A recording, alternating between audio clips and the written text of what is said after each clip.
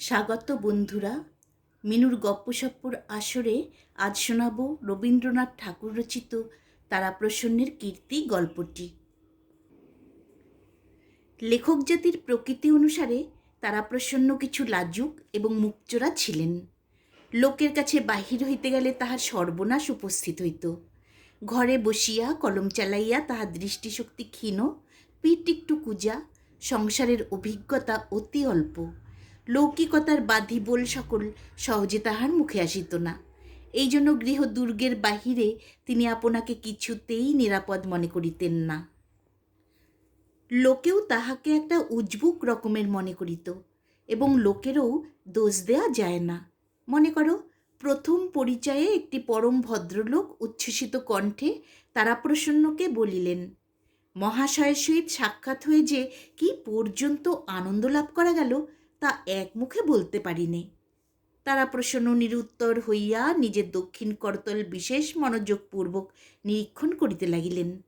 হঠাৎ সে নীরবতার অর্থ এইরূপ মনে হয়, তা তোমার আনন্দ হয়েছে সেটা খুব সম্ভব বটে, কিন্তু আমার যে আনন্দ হয়েছে এমন মিথ্যা কথাটা কি করে মুখে উচ্চারণ করব তাই ভাবছি।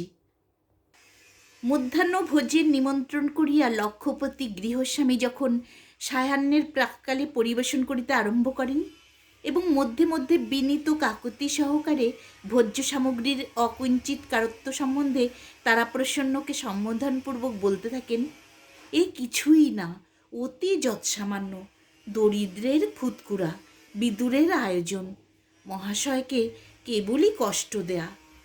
তারাপ্রসন্ন চুপ করিয়া থাকেন, যেন কথাটা এমনই প্রামাণিক যে তাহার আর উত্তর সম্ভবে না। মধ্যে মধ্যে এমনও হয়, কোনো সুশীল ব্যক্তি যখন তারাপ্রসন্নকে সংবাদ দেন যে তাহার মতো অগাধ পাণ্ডিত্য বর্তমানকালে দুর্লভ এবং সরস্বতী নিজের পদ্মাসন পরিত্যাগপূর্বক তারাপ্রসন্নের কণ্ঠাগ্রে বাসস্থান গ্রহণ করিয়াছেন, তখন তারাপ্রসন্ন তাহার তিল মাত্র প্রতিবাদ করেন না, যেন সত্য সত্যই সরস্বতী তাহার কণ্ঠরোধ করিয়া বসিয়াছেন। তারাপ্রসন্নের এইটা জানা উচিত যে মুখের সামনে যাহারা প্রশংসা করে এবং পরের কাছে যাহারা আত্মনিন্দায় প্রবৃত্ত হয়, তাহারা অন্যের নিকট হইতে প্রতিবাদ প্রত্যাশা করিয়াই অনেকটা অসংকোচে অত্যুক্তি করিয়া থাকে। অপরপক্ষ আগা গোড়া সমস্ত কথাটা যদি অম্লান বদনে গ্রহণ করে, তবে বক্তা আপনাকে প্রতারিত জ্ঞান করিয়া ভীষণ ক্ষুব্ধ হয়। এইরূপ স্থলে লোকের নিজের কথা মিথ্যা প্রতিপন্ন হইলে দুঃখিত হয় না। ঘরের লোকের কাছে তারাপ্রসন্নের ভাব অন্যরূপ। এমনকি তাহার নিজের স্ত্রী দাক্ষায়ণীও তাহার সহিত কথায় আটিয়া উঠিতে পারেন না। গৃহিণী কথায় কথায় বলেন, নাও নাও, আমি হার মানলুম, আমার এখন অন্য কাজ আছে। বাগযুদ্ধে স্ত্রীকে আত্মমুখে পরাজয় স্বীকার করাইতে পারে এমন ক্ষমতা, এমন সৌভাগ্য কয়জন স্বামীর আছে?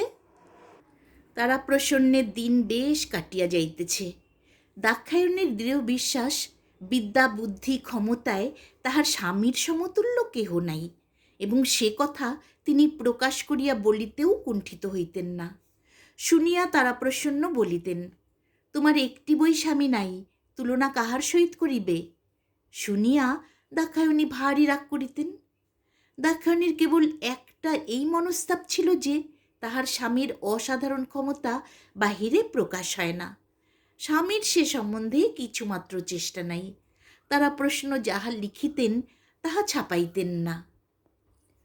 অনুরোধ করিয়া দাক্ষায়ণী মাঝে মাঝে স্বামীর লেখা শুনিতেন।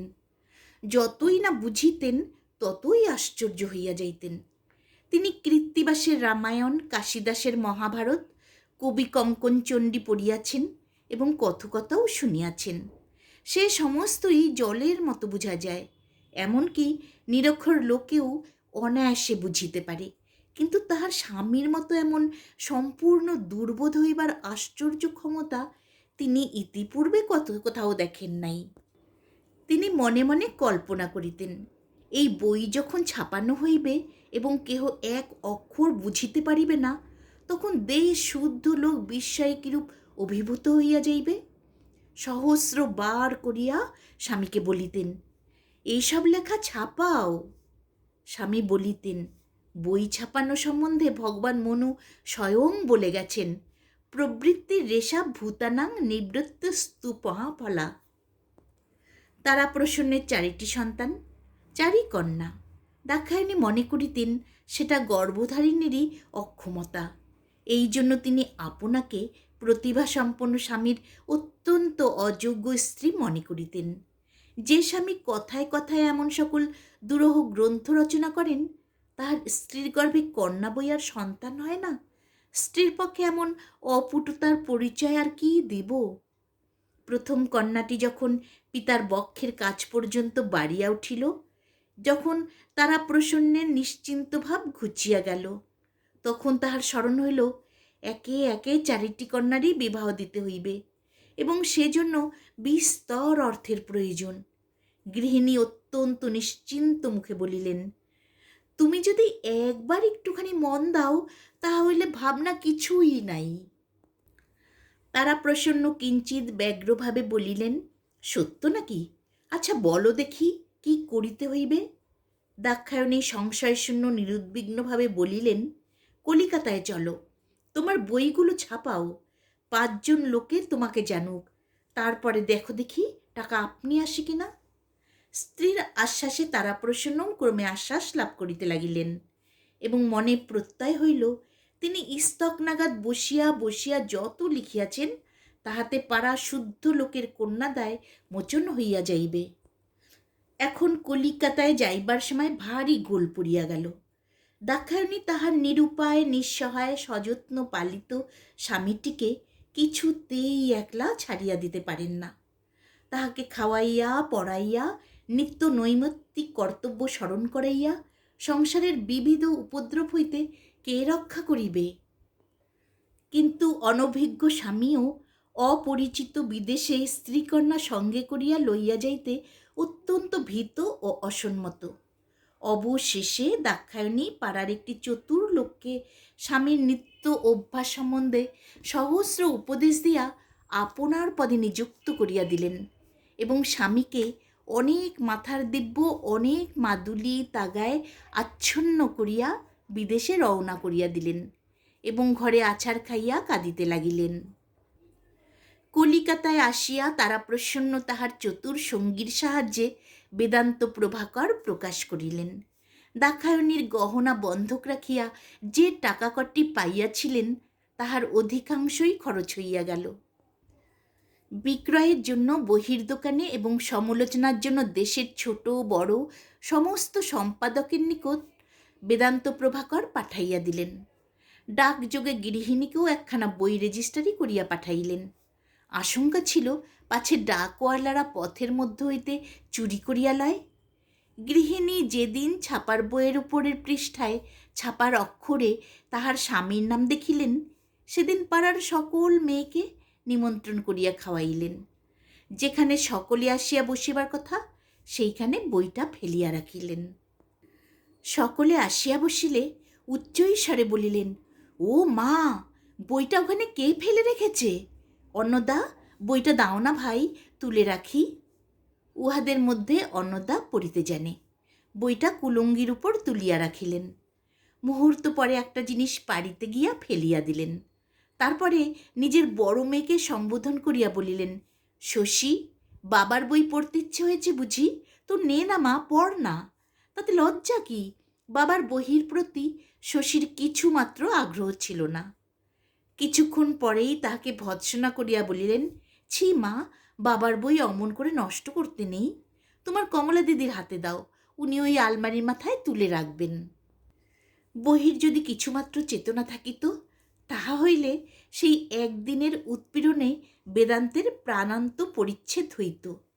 একে একে কাগজে সমালোচনা বাহির হইতে লাগিল। গৃহিণী যাহা ঠাড়াইয়াছিলেন তাহা অনেক সত্য হইয়া দাঁড়াইল। গ্রন্থের এক অক্ষর বুঝিতে না পারিয়া দেশশুদ্ধ সমালোচক একেবারে বিহ্বল হইয়া উঠিল। সকলেই এক বাক্যে কহিল, এমন সারবান গ্রন্থ ইতিপূর্বে প্রকাশিত হয় নাই।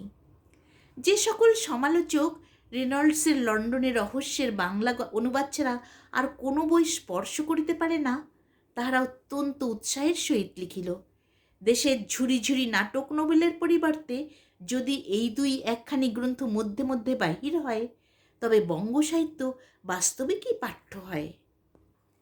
যে ব্যক্তি পুরুষানুক্রমে বেদান্তের নাম কখনো শুনে নাই, সেই কেবল লিখিল, তারাপ্রসন্নবাবুর সহিত সকল স্থানে আমাদের মতের মিল হয় নাই। স্থানাভাববশত এ স্থলে তাহার উল্লেখ করিলাম না, কিন্তু মোটের উপরে গ্রন্থকারের সহিত আমাদের মতের অনেক ঐক্যই লক্ষিত হয়। কথাটা যদি সত্য হইত, তাহা হইলে মোটের উপর গ্রন্থখানি পুড়াইয়া ফেলা উচিত ছিল। দেশের যেখানে যত লাইব্রেরি ছিল এবং ছিল না, তাহার সম্পাদকগণ মুদ্রার পরিবর্তে মুদ্রাঙ্কিত পত্রে তারাপ্রসন্নের গ্রন্থ ভিক্ষা চাহিয়া পাঠাইলেন। অনেকেই লিখিল, আপনার এই চিন্তাশীল গ্রন্থে দেশের একটি মহৎ অভাব দূর হইয়াছে। চিন্তাশীল গ্রন্থ কাহাকে বলে তারাপ্রসন্ন ঠিক বুঝিতে পারিলেন না, কিন্তু পুলকিত চিত্তে ঘর হইতে মাসুল দিয়া প্রত্যেক লাইব্রেরিতে বেদান্ত প্রভাকর পাঠাইয়া দিলেন। এই রূপে অজস্র স্তুতি বাক্যে তারাপ্রসন্ন যখন অতিমাত্র উৎফুল্ল হইয়া উঠিয়াছেন, এমন সময়ে পত্র পাইলেন দাক্ষায়ণীর পঞ্চম সন্তান সম্ভাবনা অতি নিকটবর্তী হইয়াছে। তখন রক্ষকটিকে সঙ্গে করিয়া অর্থ সংগ্রহের জন্য দোকানে গিয়া উপস্থিত হইলেন। সকল দোকানদার এক বাক্যে বলিল, একখানি বইও বিক্রয় হয়নি। কেবল এক জায়গায় শুনিলেন মফস্বল হইতে কে একজন তাহার এক বই চাহিয়া পাঠাইয়াছিল এবং তাহাকে ভ্যালুপেবল পাঠানোও হইয়াছিল, কিন্তু বই ফেরত আসিয়াছে। কেহ গ্রহণ করে নাই। দোকানদারকে তাহার মাসুলদণ্ড দিতে হইয়াছে। সেই জন্য সে বিষম আক্রোশে গ্রন্থকারের সমস্ত বহি তখনই তাহাকে প্রত্যর্পণ করিতে উদ্যত হইল। গ্রন্থকার বাসায় ফিরিয়া আসিয়া অনেক ভাবিলেন, কিন্তু কিছুই বুঝিয়া উঠিতে পারিলেন না। তাহার চিন্তাশীল গ্রন্থ সম্বন্ধে যতই চিন্তা করিলেন, ততই অধিকতর উদ্বিগ্ন হইয়া উঠিতে লাগিলেন। অবশেষে যে কয়েকটি টাকা অবশিষ্ট ছিল, তাহাই অবলম্বন করিয়া অবিলম্বে গৃহাভিমুখে যাত্রা করিলেন। তারাপ্রসন্ন গৃহিণীর নিকট আসিয়া অত্যন্ত আড়ম্বরের সহিত প্রফুল্লতা প্রকাশ করিলেন। দাক্ষায়ণী শুভ সংবাদের জন্য সহাস্যমুখে প্রতীক্ষা করিতে লাগিলেন।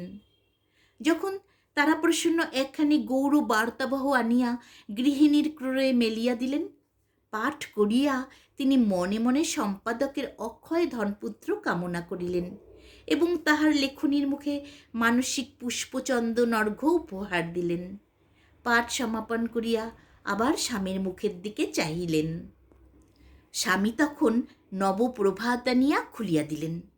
পাঠ করিয়া আনন্দ বিহ্বলা দাক্ষায়ণী আবার স্বামীর মুখের প্রতি প্রত্যাশাপূর্ণ স্নিগ্ধ নেত্র উত্থাপিত করিলেন।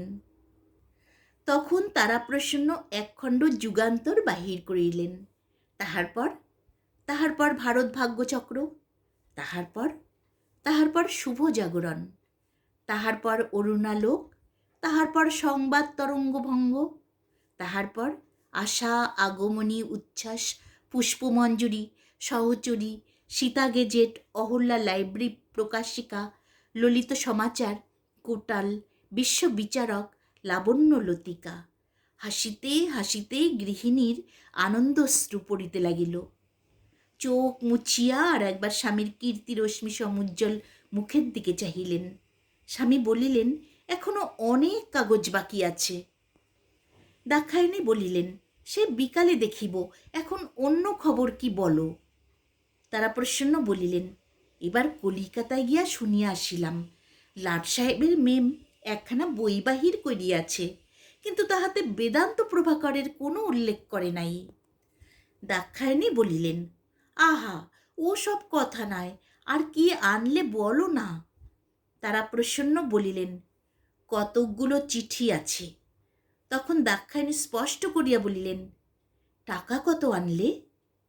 তারাপ্রসন্ন বলিলেন, বিধুভূষণের কাছে 5 টাকা হাওলাত করে এনেছি। অবশেষে দাক্ষায়ণী যখন সমস্ত বৃত্তান্ত শুনিলেন, তখন পৃথিবীর সাধুতা সম্বন্ধে তাহার সমস্ত বিশ্বাস বিপর্যস্ত হইয়া গেল। নিশ্চয়ই দোকানদারেরা তাহার স্বামীকে ঠকাইয়াছে এবং বাংলাদেশের সমস্ত ক্রেতা ষড়যন্ত্র করিয়া দোকানদারদের ঠকাইয়াছে। অবশেষে সহসা মনে হইল, যাহাকে নিজের প্রতিনিধি করিয়া স্বামীর সহিত পাঠাইয়াছিলেন, সেই বিধুভূষণ দোকানদারদের সহিত তলে তলে যোগ দিয়াছে, এবং যত বেলা যাইতে লাগিল ততই তিনি পরিষ্কার বুঝিতে পারিলেন ও পাড়ার বিশ্বম্ভর চাতুর্যে তাহার স্বামীর পরম শত্রু। নিশ্চয়ই এ সমস্ত তাহারই চক্রান্তে ঘটিয়াছে। তাহার স্বামী কলিকাতায় যাত্রা করেন যেদিন, তাহার 2 দিন পরেই বিশ্বম্ভরকে বটতলায় দাঁড়াইয়া কানাইপালের সহিত কথা কহিতে দেখা গিয়াছিল। কিন্তু বিশ্বম্ভর মাঝে মাঝে প্রায়ই কানাইপালের সহিত কথাবার্তা কয় কিনা, এই জন্য তখন কিছু মনে হয় নাই। এখন সমস্ত জলের মতো বুঝা যাইতেছে। এদিকে দাক্ষায়ণীর সাংসারিক দুর্ভাবনা ক্রমেই বাড়িতে লাগিল। যখন অর্থ সংগ্রহের এই একমাত্র সহজ উপায় নিষ্ফল হইল, তখন আপনার কন্যা প্রসবের অপরাধ তাহাকে চতুর্গুণ দগ্ধ করিতে লাগিল। বিশ্বম্ভর, বিধুভূষণ অথবা বাংলাদেশের অধিবাসীদিগকে এই অপরাধের জন্য দায়ী করিতে পারিলেন না। সমস্তই একলা নিজের স্কন্ধে তুলিয়া লইতে হইল। কেবল যে মেয়েরা জন্মিয়াছে এবং জন্মিবে তাহাদিগকেও কিঞ্চিৎ কিঞ্চিৎ অংশ দিলেন। অহোরাত্র মুহূর্তের জন্য তাহার মনে আর শান্তি রহিল না। আসন্ন প্রসবকালে দাক্ষায়ণীর শারীরিক অবস্থা এমন হইল যে সকলের বিশেষ আশঙ্কার কারণ হইয়া দাঁড়াইল। নিরুপায় তারা প্রসন্ন পাগলের মতো হইয়া বিশ্বম্ভরের কাছে গিয়া বলিল, দাদা, আমার এই খান 50 বই বাঁধা রাখিয়া যদি কিছু টাকা দাও তো আমি শহর হইতে ভালো দাইয়া নাই। বিশ্বম্ভর বলিল, ভাই, সেজন্য ভাবনা নাই, টাকা যাহা লাগে আমি দিব, তুমি বই লইয়া যাও। এই বলিয়া কানাইপালের সহিত অনেক বলা কহা করিয়া কিঞ্চিৎ টাকা সংগ্রহ করিয়া নিল এবং বিধুভূষণ স্বয়ং গিয়া নিজে হইতে পাথেয় দিয়া কলিকাতা হইতে ধাত্রী আনিল। দাক্ষায়ণী কি মনে করিয়া স্বামীকে ঘরে ডাকাইয়া আনিলেন এবং মাথার দিব্য দিয়া বলিলেন, যখনই তোমার সেই বেদনার উপক্রম হইবে, স্বপ্নলব্ধ ওষুধটা খাইতে ভুলিও না, আর সেই সন্ন্যাসীর মাদুলিটা কখনোই খুলিয়া রাখিও না। আর এমন ছোট খাটো সহস্র বিষয়ে স্বামীর 2টি হাতে ধরিয়া অঙ্গীকার করাইয়া লইলেন আর বলিলেন, বিধুভূষণের ওপর কিছুই বিশ্বাস নাই, সেই তাহার স্বামীর সর্বনাশ করিয়াছে, নতুবা ঔষধ, মাদুলি এবং মাথার দিব্য সমেত তাহার সমস্ত স্বামীটিকে তাহার হস্তে দিয়া যাইতেন। তারপরে মহাদেবের মতো তাহার বিশ্বাসপ্রবণ ভোলানাথ স্বামীটিকে পৃথিবীর নির্মম কুটিল বুদ্ধি চক্রান্তকারীদের সম্বন্ধে বারবার সতর্ক করিয়া দিলেন। অবশেষে চুপি চুপি বলিলেন, দেখো, আমার যে মেয়েটি হইবে, সে যদি বাঁচে তাহার নাম রাখিও বেদান্ত প্রভা। তারপরে তাহাকে শুধু প্রভা বলিয়া ডাকিলেই চলিবে। এই বলিয়া স্বামীর পায়ের ধুলা মাথায় লইলেন। মনে মনে কহিলেন, কেবল কন্যা জন্ম দিবার জন্যই স্বামীর ঘরে আসিয়াছিলাম, এবার বোধ হয় সে আপদ ঘুচিল। ধাত্রী যখন বলিল, মা, একবার দেখো মেয়েটি কি সুন্দর হয়েছে, মা একবার চাহিয়া নেত্র নিমীলন করিলেন, মৃদু স্বরে বলিলেন, বেদান্ত প্রভা। তারপরে ইহ সংসারে আর একটি কথাও বলিবার অবসর পাইলেন না।